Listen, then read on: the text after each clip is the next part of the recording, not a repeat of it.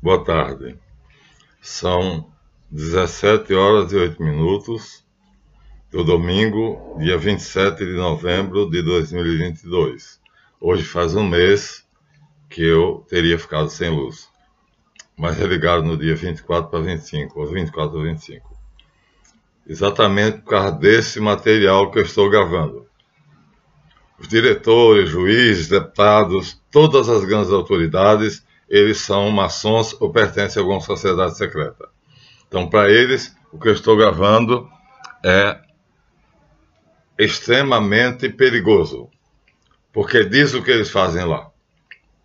Eles não querem que eu faça. Então, eu fiquei de 27 de outubro a 24 a 25 de novembro. Eu fiz o meu short para poder estar datado e meu advogado ter provas. Agora, vamos continuar. O fato de me deixarem um mês faria hoje. Eles anteciparam 3 dias, mas o que é 3 dias? Então, eu vou entrar com a ação na justiça que fiquei um mês sem luz. O vizinho me cedeu uma gambiarra, o que é legal. Já procurei saber do advogado e o próprio diretor da Light disse que a gambiarra é lícita porque ela passa pelo relógio e mede. O que não é lícito, o gato, é o jacaré que passa por fora. Mas o vizinho precisava ligar a máquina de lavar, o motor que leva para a caixa de encher a caixa d'água e outras, por exemplo, ver agora o jogo que está acontecendo hoje ou amanhã. Então, ligava e desligava. Eu não tinha luz inteiramente. Por isso, os vídeos rarearam. Então, para se vingar, eles cortaram a minha luz durante um mês. Não adiantou nada. Voltei. E agora eu vou processar.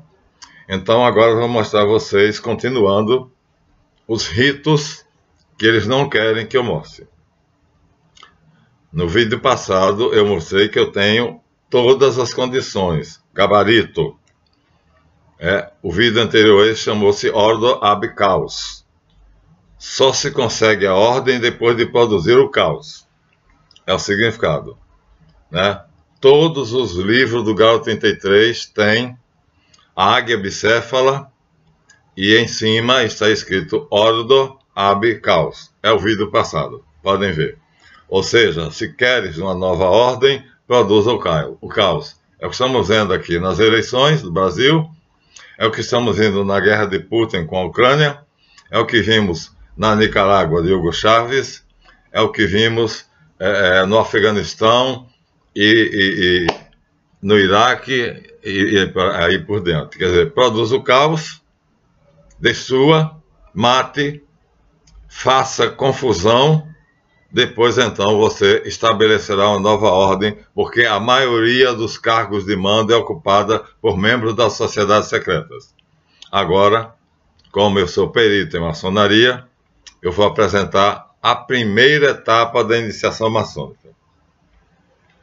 A primeira etapa da iniciação maçônica se reporta, é baseada em um ritual druida, que está aqui nesse livro, Sociedades Secretas, e eu vou ler para vocês o que era esse ritual druida. Está aqui, Sociedades Secretas. Então, esse ritual druida era o seguinte, eu vou ler.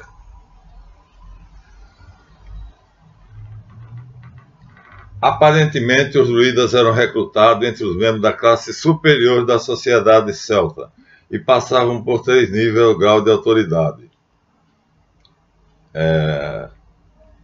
Os celtas, tal como os seguidores de Mitra, comemoravam o inverno no dia 25 de dezembro.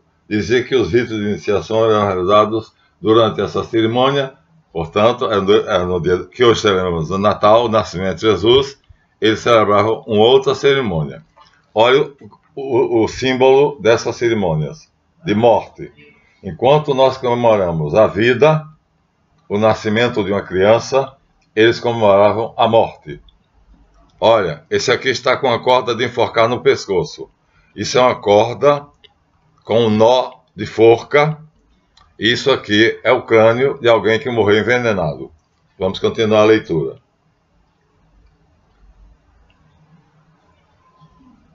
A grande comemoração anual de Beltane, ou dia de maio, era em maio, era outra, né? Celebrava a ressurreição do sol.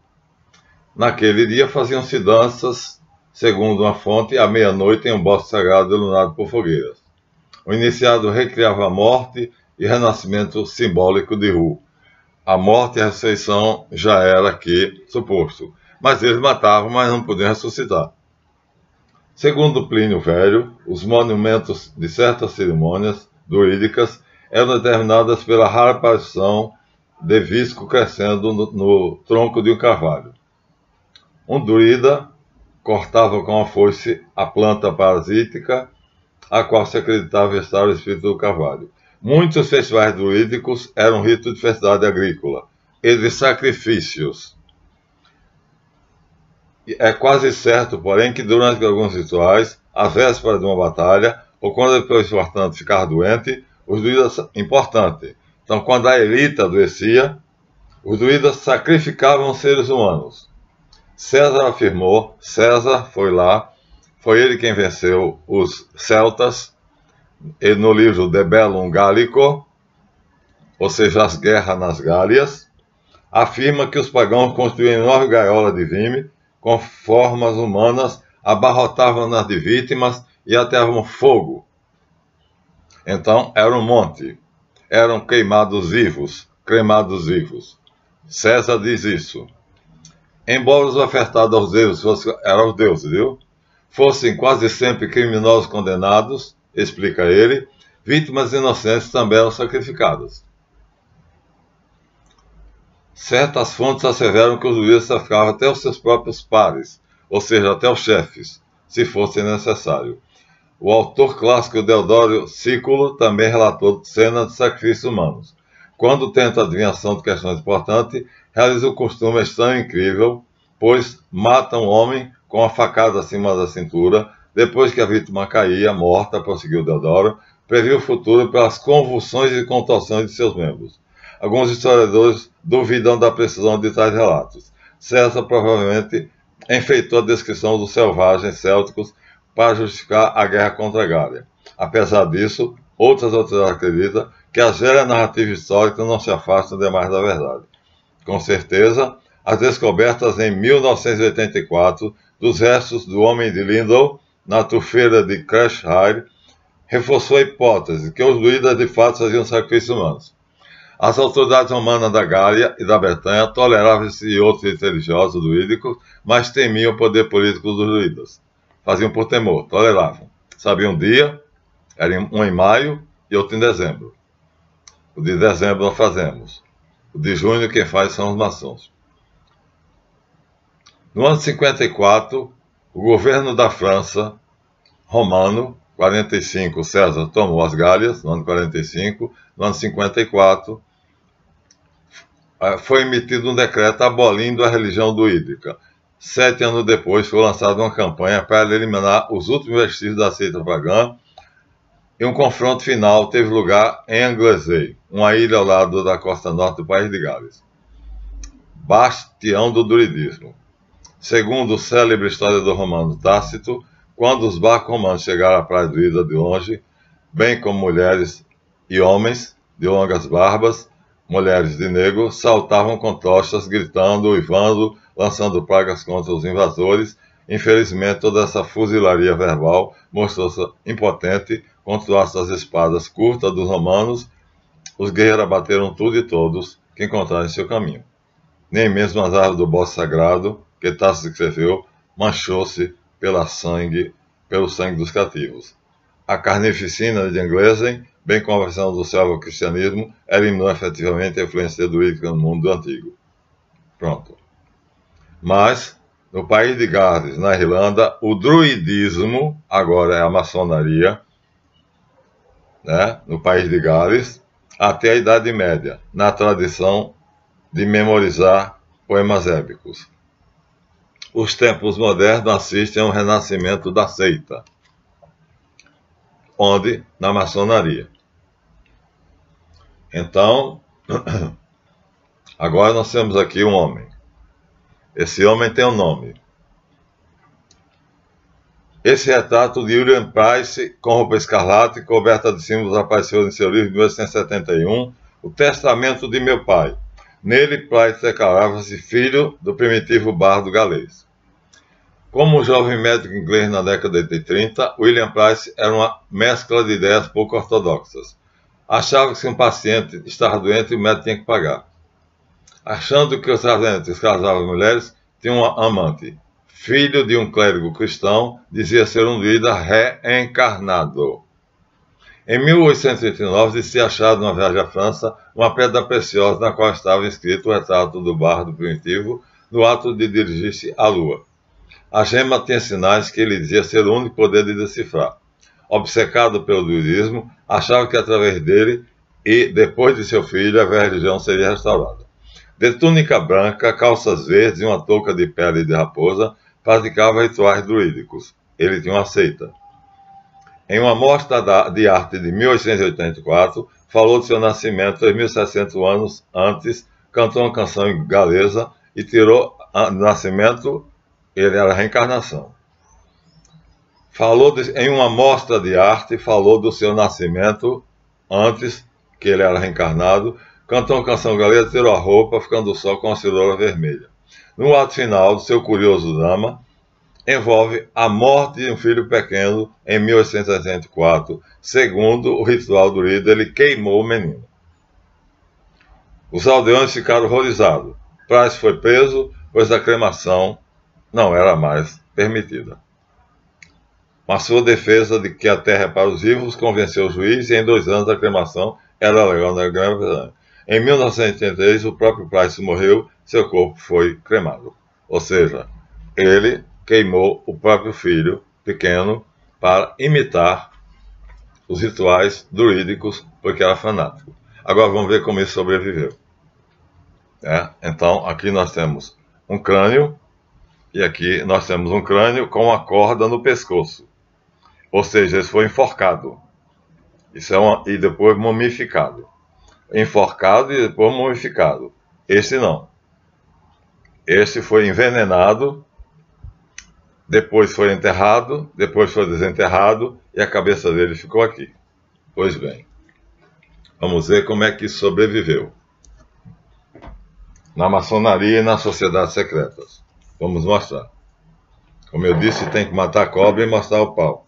Então aqui nós temos um maçom chamado William Price, em roupas escarlate e coberta de símbolos em 1871. Com o testamento do pai. O testamento. Nós já dissemos a vocês que a maçonaria, mostramos aqui, tem um ritual no qual você é obrigado a fazer seu testamento. Muito bem. Então, vamos deixar aqui, porque se eu precisar, eu resolvo aqui. Agora vamos ver como é que isso é revivido na maçonaria.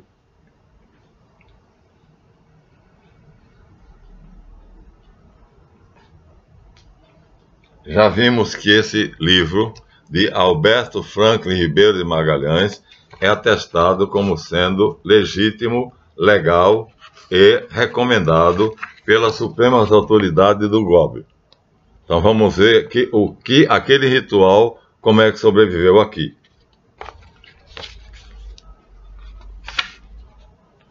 Está marcado. De 2 maneiras, viu? Primeiro, a taça sagrada, com sal e enxofre. Aqui está o vitriol. Aqui tem 2 taças. Então aquele homem, aquele crânio que está no muro, sofreu o seguinte ritual. Vamos mostrar a vocês. 2 taças eram cheias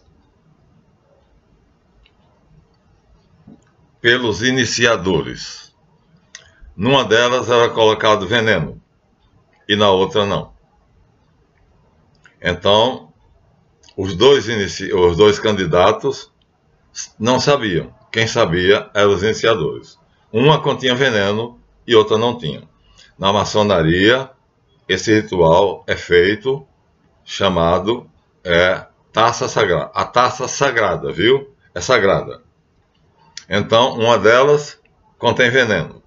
Uma delas contém vinho, ou todas as duas têm vinho, mas uma está envenenada.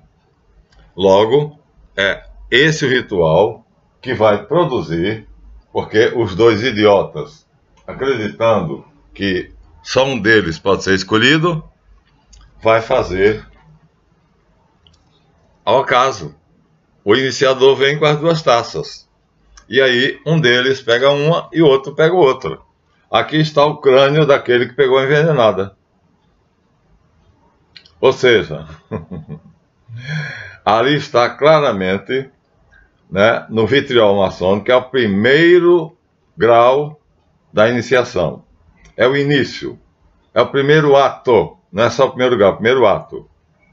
Então, eles ressuscitam isto, né? E a pessoa, quando entra na loja, entra com a corda no pescoço. Eles dizem que essa corda no pescoço é para lembrar que na Revolução Francesa, feito por eles, os candidatos, ou seja, os revolucionários, primeiro juravam que não falariam da Revolução, não delatariam a Revolução, como Tiradentes no Brasil, e, portanto, mesmo que fossem condenados à forca, né? Então, como Tiradentes aqui, foi enforcado, depois quartejado. Então, há um rito onde duas taças de veneno, uma envenenada, vai produzir este morto que é enterrado, depois de enterrado, e o crânio é colocado no templo. E este aqui representa um que jura que não dirá nada sobre o segredo maçônico, mesmo que corra perigo de ser enforcado, que era a pena na França, na Revolução Francesa. Então, ó, mas ele foi enforcado. Aqui ele está, ó, esse é o resquício de um ritual em que esse cidadão disse algo que não devia. Foi enforcado. Depois foi mumificado e aqui está. Então, esses dois rituais são feitos na maçonaria. O candidato entra na câmara de reflexões, ou vitriol, com uma corda no pescoço, ou seja, exatamente na posição de quem vai ser enforcado. Segurando a ponta da corda à frente dele, vai alguém. E ele vai atrás de olhos vendados. Então, repete-se que ele está disposto a ser enforcado, como este, mas é apenas simbólico, ele não vai ser enforcado. No entanto, eles estão copiando um rito que, na verdade, era enforcado. Para que essa corda no pescoço? Não se podia fazer o ritual sem essa corda no pescoço? Ele simplesmente podia seguir o iniciador e ponto. E aqui, porque a taça sagrada? Para poder seguir a tradição, ou seja, para que a maçonaria se ufane de ser a herdeira das grandes religiões pagãs. Para que não haja dúvida, aqui num livro indubitavelmente maçônico, você não encontra na praça, está escrito, ó, na parede está escrito vitriol. Aqui tem aquele crânio, ó, tá vendo? Ó? O mesmo crânio está lá na parede, está aqui. E aqui tem as duas taças. Então essas duas taças eram, uma delas é envenenada. A mistura, hoje eu vou mostrar para vocês como é feito em determinadas lojas da Inglaterra. Mas não é veneno. Dá apenas um gosto curioso a taça. Então, mas eles copiam o ritual do envenenamento. A taça é considerada sagrada. Aqui está em cima o enxofre e aqui o sal. O sal significa o corpo e o enxofre significa o fogo. Ou seja, você primeiro é morto, a foice é o símbolo da morte, é morto através de uma bilha de vinho. Essa bilha contém vinho ou água, seja o que for, mas uma das duas é envenenada. Isso hoje é simbólico. Ou então um bolo em que é partido em várias fatias, quando era mais de 2, 15. Então o bolo era partido em 15 fatias e uma fatia envenenada. E era distribuído entre os 15. E aquele que comesse, cada um pegava a fatia. Só os iniciadores sabiam qual que estava envenenada.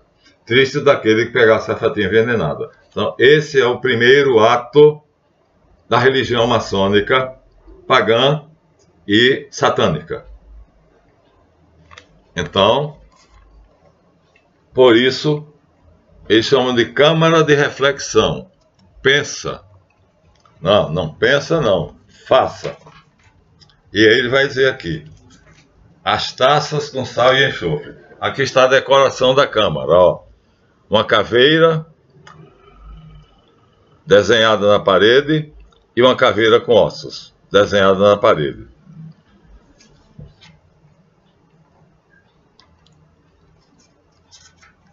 Agora vamos ver. As taças de sal e enxofre. É simbólico hoje, viu, minha gente? Mas a presença das taças, uma perto da outra, representa o simbolismo alquímico, porque alude à própria grande obra e ao princípio masculino, simbolizado pelo sal. Aqui é o corpo, na verdade. Ele está dizendo para quem é idiota. Eu sou perito em alquimia. E na alquimia, o enxofre é símbolo do fogo. E o sal é o símbolo da matéria. O sal simboliza a matéria. O enxofre simboliza o fogo. Lá, o corpo, que era o sal que está em cima da taça, né? Então era o corpo das pessoas, dos dois iniciados. E o enxofre, aquele que morresse, era cremado. Pronto. Então aqui está os símbolos, a câmara das reflexões, indiscutível. Indiscutível, ó. O culto da morte. Aqui estão as duas taças e o mesmo crânio que está na parede daquele templo druídico, colocado por uma pessoa de autoridade indiscutível, onde, depois que você jura que não trairá a ordem, você vai tomar essa taça, porque, segundo eles dizem, se você tiver o coração falso, então ela se tornará em veneno. Claro que isso aqui é simbólico hoje, mas tem raízes que são de um ritual druídico. Então aqui é o juramento, no altar dos juramentos, onde você jura não revelar os segredos, como os druidas juravam. Só que aqui a taça é entregue. E a taça, como eles dizem aqui, né, o simbolismo da taça, a presença das taças, uma perto da outra, representa o enxofre, princípio masculino, e o sal, princípio feminino. Dois princípios opostos. Então, vocês veem que é um ritual onde eles rememoram. Isso, ó, esse é o livro mais valioso do que os que eu vou mostrar, porque os que eu vou mostrar são para divulgação. Aqui é a realidade. Então, duas taças. Uma continha veneno e outra continha apenas vinho ou qualquer outra coisa, mel, e os dois candidatos, sem saber, escolhiam. O recipiendário entregava aqui, ó. Aí um vinha, pegava outro. Pegava essa taça envenenada, morria envenenado, depois, convulsionando, ele morria, depois ele era enterrado, depois o crânio era colocado na parede do templo. E era considerado, vários crânios desses faziam com que o templo se tornasse sagrado. Ou seja, aqui é apenas uma das caveiras colocada no orifício da parede. Havia vários orifícios. Então, a parede toda tinha várias. Bem, e a corda? Você já disse, o recipiendário entra com a corda no pescoço, com um laço de forca. Vamos ver agora como eles explicam isso. Já vimos que ali ele diz que a taça, uma taça, simboliza que está cheia de enxofre, que é o símbolo do fogo, princípio masculino, e a outra está cheia de água, princípio feminino. Então, é a mesma coisa, só que agora é simbólico. Em determinadas lojas,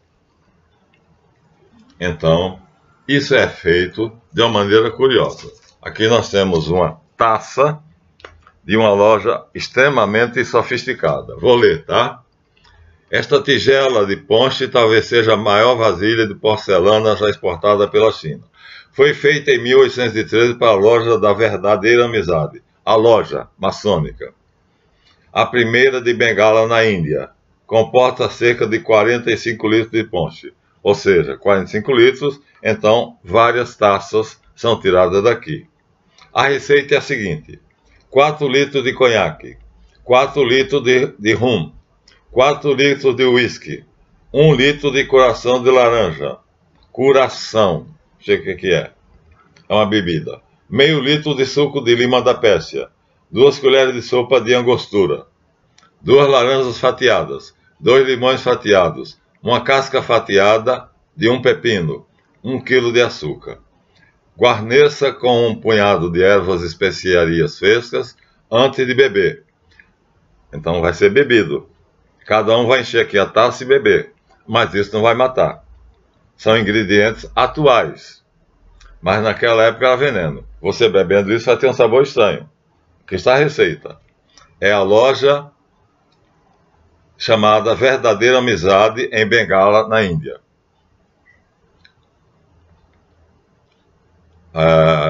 Então, antes de beber, garrafas de soda de bagate, é assim que é chamada, eram apresentadas à mistura por 4 irmãos dispostos ao redor da tigela na direção dos pontos cardeais. 4 irmãos, um ao norte, um ao sul, um ao leste e ao oeste. A porção para cada membro era de pouco menos de 1 litro. Ou seja, cada um tomava 1 litro. Não era, portanto, uma taça. Olha aqui, ó. Aqui está. Então, tinha 45 litros, dava para 45 pessoas. A porção, se quisesse. A porção reservada para cada membro era de aproximadamente 1 litro. Então, aqui é uma mistura inofensiva. Mas é para rememorar a taça de veneno. Como o livro é de divulgação, eles então dizem a receita, mostram a taça e não há nada demais.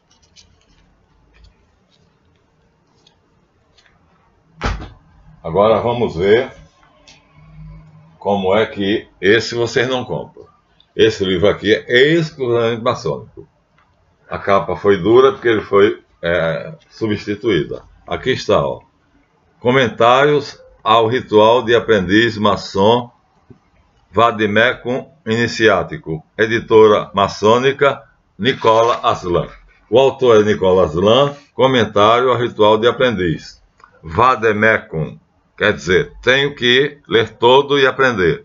Iniciático.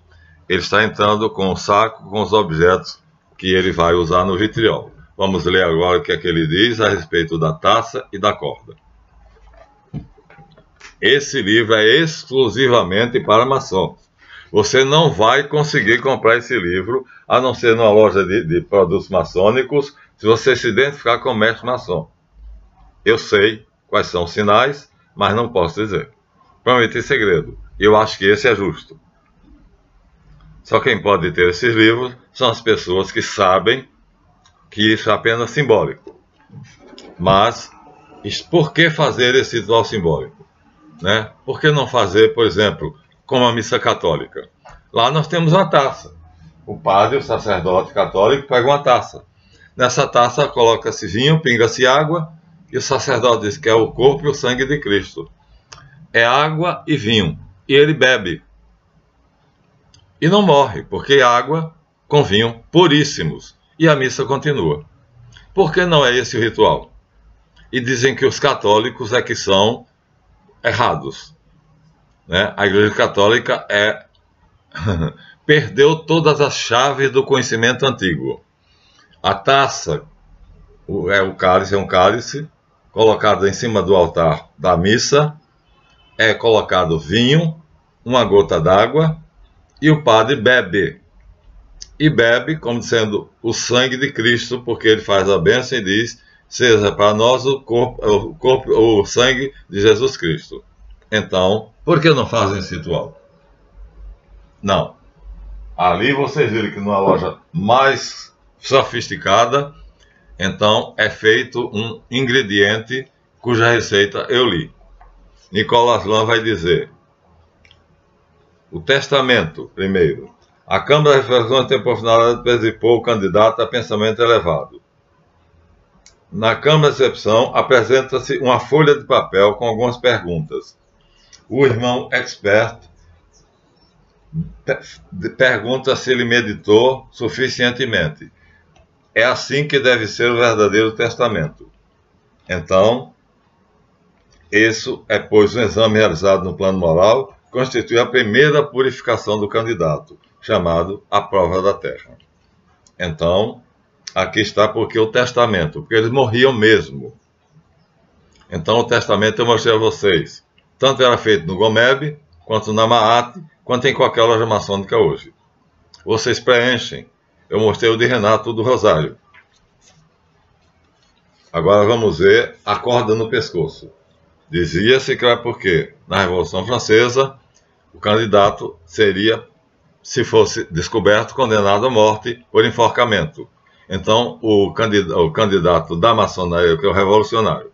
Então, hoje, o candidato da maçonaria, que idolatra a Revolução Francesa, depois estamos nela, falando sobre ela, entra com a corda amarrada no pescoço, com um nó de forca. Exatamente como aquele que foi mumificado, enforcado e mumificado depois. Então, hoje é só simbólico. Mas por que lembrar essas coisas? Porque é o culto da morte. A preparação arrependada termina sendo colocada uma corda no pescoço e uma venda nos olhos. A corda é colocada no pescoço em forma de nó corrediço, simbolizando de um laço, ou o cordão umbilical da criança, e do outro, o estado de escravidão em que ele se encontra pelas paixões, erro e prejuízo. A corda tem outro admirável significado. Revela o desejo, a vontade e capacidade que tem de libertar-se desse jugo, dessa escravidão do mundo. Libertar-se? Se você está com a corda no pescoço, você está... Quando a gente diz, eu estou com a corda no pescoço, eu estou num aperto danado, eu vou morrer. Porque a corda no pescoço significaria que ele seria enforcado. Ele aqui está explicando para quem é idiota. A corda mostra, pois, que o recipiendário encontra ainda na situação de escravo seus erros, que se acha ligado ainda ao mundo profano por esse cordão umbilical. Umbilical? No pescoço? Não obstante, poderá vencer e cortar esse laço se tiver o desejo de ser livre. Pronto. Então, a corda é no pescoço. E eles dizem que é... Umas lojas dizem que é o cordão umbilical. Aí coloca na cintura. É a corda que prende você à sua mãe. Você se desligar dela. Outras colocam no pescoço. Aí é claro que está voltando ao druidismo. Vocês não vão conseguir comprar esse livro. É o segundo. Vamos ao que esse livro, Maçonaria, diz. Primeiro nós temos aqui, eu disse a vocês que apresentar a vocês, o traidor, o Duque de Montagu, a quem foi oferecido por James Anderson Desagolier, né, a traição de dividir a maçonaria em duas.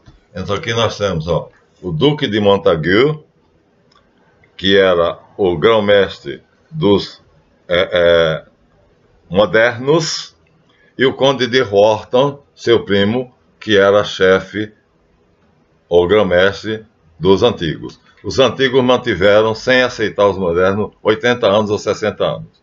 Aqui se reconciliam. Aqui está pintado o quadro da reconciliação, que eu mostrei para vocês pequenininho, nas Constituições de Anderson. Aqui as duas ordens dissidentes, depois de uma briga de 60 ou 80 anos, se reconciliam, e hoje nós temos a Grande Loja Unida de Londres. Por que unida? Porque os antigos terminaram sendo convencidos pelo Conde de Wharton a aceitar os modernos. Tornou-se uma só. Eram primos, traindo assim a maçonaria, porque agora o que era antigo, que eu vou mostrar a vocês depois, os rituais antigos, não continham nada disso. Todo esse simbolismo pagão não existia, porque a maçonaria é cristã. Agora vamos direto para o que nos interessa. Já vimos. É a tigela. E na tigela está aqui a receita. uísque, conhaque, rum, curaçao, suco de lima da pérola, angostura, laranja, limão, casca de pepino e açúcar. Isso não vai fazer mal nenhum a ninguém. Aqui é uma tigela grande, de 45 litros, numa loja especial chamada Loja da Verdadeira Amizade, na China, feita em 1813. Não. A vasilha que é feita na China, porcelana chinesa. A loja é em Bengala, na Índia. Então, vamos retificar. A vasilha é de porcelana chinesa, tem 45 litros. Cada maçã tem direito a beber até 1 litro. Então, deve ser gostosa a bebida. Porque essa mistura de conhaque com rum, com isso, com aquilo outro. Mas lembra a taça de veneno. E é chamada na maçonaria a taça de veneno. E o iniciador diz: se teu coração for puro, beba sem medo, não morrerás. Mas se você tiver a intenção de nos trair, a taça se tornará veneno. O que é uma bebida doce, porque tinha açúcar, se tornará veneno. 45 litros, portanto, 45 maçons tinham direito a 1 litro. Podiam encher a taça, beber, encher e beber até se embriagar. Onde? Na Loja da Verdadeira Amizade, a primeira loja de Bengala na Índia. Hoje é gostoso, né? Beber isso aqui, para quem gosta de beber agora, vai embriagar. Porque tem rum, tem uísque, tem tudo isso. E o testamento? Por quê? Para relembrar que, antigamente, isso era feito e, de fato, era o testamento. O que é que o Price diz? Lembram? Albert Price diz? Ele diz que encontrou, aqui está dito, ó, Albert Price, ele fez realmente, ele matou o filho mais novo, cremou e colocou no caixão dele o testamento do meu pai. Era o contrário. Hoje o testamento seria de quem vai morrer. Ele colocou aqui, ó: esse retrato de William Price, em roupa escarlate, coberta de símbolo, apareceu em seu livro de 1871. O testamento de meu pai. Nele, Price declara seu filho primitivo bardo galês. Pronto. Então, ele colocou no caixão da criança que ele matou, vivo, queimando vivo. E ele deixou, né, que quando ele pediu que quando ele morresse fosse cremado. Ele era, portanto, fanático pelos rituais druídicos. Então, hoje é apenas simbólico. Aqui é indiscutível as duas taças.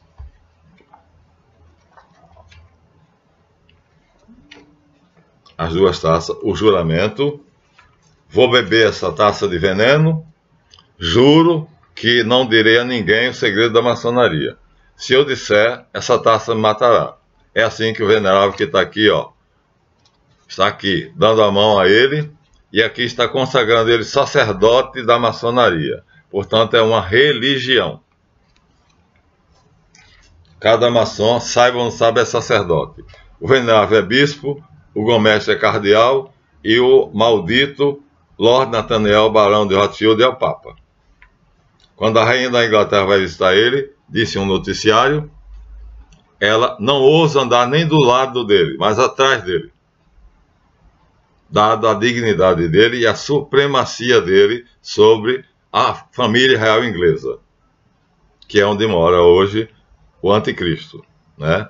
Então, aqui diz que a taça com água simboliza o princípio feminino e a taça com enxofre, o princípio masculino. Enxofre é fogo e a água, na verdade, é colocada um pouco de sal ou alguma coisa amarga, mas pode ser bem salgada. Então, é uma maneira de reproduzir um ritual antigo. Então, vocês veem, isso é maçonaria. Por isso a minha luz foi cortada. Ó, simbolicamente o local é produzido para se tornar tudo escuro. Só tem uma vela na mesa.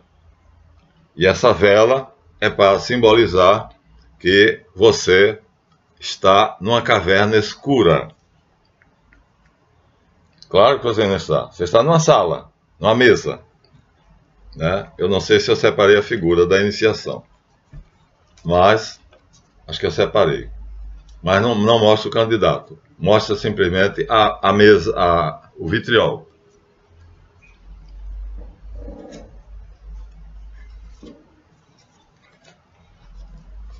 Aqui está, olha, o candidato, local escuro. Aqui não se vê as caveiras pintadas na parede, né? Mas se vê a vela acesa e os objetos que estão aqui. A bilha d'água está aqui. E ele está refletindo para fazer o testamento. Ó. Na frente dele, na folha de papel, o testamento. Temos outro, mais claro do que esse, mais belo do que esse. Vou mostrar para vocês, mais sofisticado. Mas tudo para indicar que ele está numa caverna, porque os antigos judeus não eram sepultados. Vocês sabem, Jesus foi colocado dentro de o túmulo dele é encavado numa caverna. Então vamos ver agora, sofisticadamente, como era o vitriol. Vamos ver se eu consigo achar. Deveria estar marcado. Então, o vitriol maçônico. Hoje, a sala é decorada assim. Ó, ali eu mostrei o candidato que estava nela. Aqui está a caveira, a mesma que está no Muro dos Druidas. Aqui está a vela. Aqui está a taça.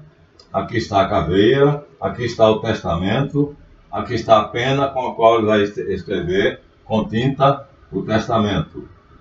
E aqui estão pequenas vasilhas com enxofre e sal. Aqui está a cadeira onde o candidato vai sentar. Então, isso é apenas simbólico. Aqui o candidato não está sentado, mas é mais claro. Veja, a câmara de reflexão só tem uma vela acesa. Para simbolizar o quê? A caverna escura onde o corpo dos judeus eram depositados. Por quê? Porque era o testamento mesmo. Ele vai escrever o testamento. Então, minha gente, é diabólica. É uma seita satanista. Diabólica. É uma religião. Pronto. Esse é o primeiro ato. É o primeiro ato. Então, vou ver se encontro de novo. Então, ali mostra a sala, mas é uma gravura lindíssima. Aqui tem outra caverna para mostrar. Essa caverna é mostrada, ó. Você será enterrado numa tumba. Entra-se aí, coloca-se seu corpo morto e pronto. Você morreu. Acabou. Nós temos isso maior, mais sofisticado, mais belo, que é aquela caverna imensa. E aqui, vou mostrar de novo, o mesmo vitriol, só que ali tinha só a cadeira. Aqui nós temos o homem sentado, o candidato a maçom sentado. Já foi tirada a corda do pescoço, assim que ele entra, é tirada a corda do pescoço. A taça está aqui em algum lugar.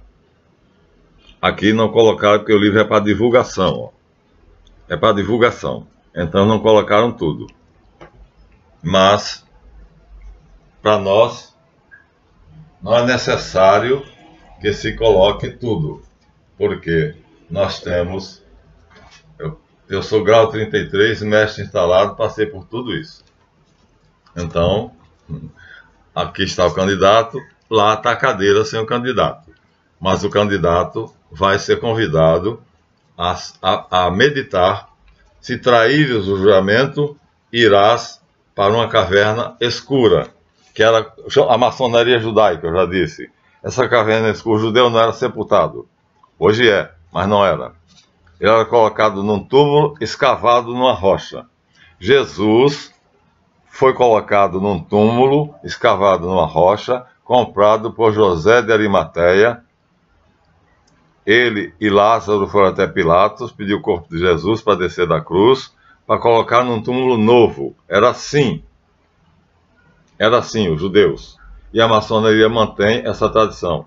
Mostra essa figura ao candidato e diz: se traís o seu juramento, então morrerás, a taça te envenenará, ou a corda no pescoço te enforcará. Irás para dentro do túmulo. Pronto. Acabou. Esse é o primeiro ato. Ato 1. É a primeira ação que você faz quando entra na maçonaria. Devem estar se roendo de ódio. Por isso eu fiquei sem luz 30 dias praticamente. Até o próximo. Mas azar deles, viu?